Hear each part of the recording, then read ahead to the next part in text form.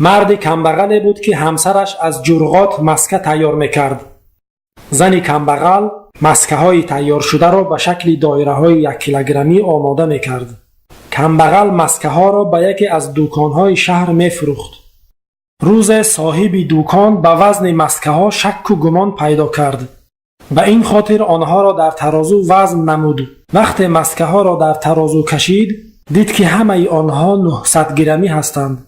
وی سخت عصبانی شد و شروع کرد به دشنام دادن کمبغل. هر کی به دکانش می در آمد و با هر کی روبرو می شد نزد آنها کمبغل را بدنام می کرد. هوی مرده که مسکه فروش ایکوم ایوی بار میگیرون. به خدای آدمی حرامکار و حرامخور بودایده.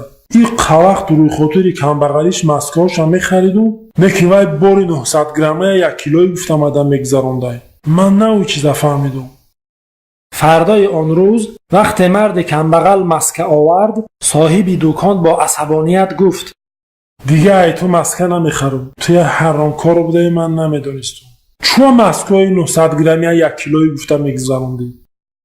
مرد کمبغل ناراحت شد و سرش را پایین انداخت و گفت: ما در خانه سنگ ترازو نداریم. 1 کیلو شکر از شما خریده بودم و همان 1 کیلو شکر را به جای سنگ ترازو استفاده میکنیم.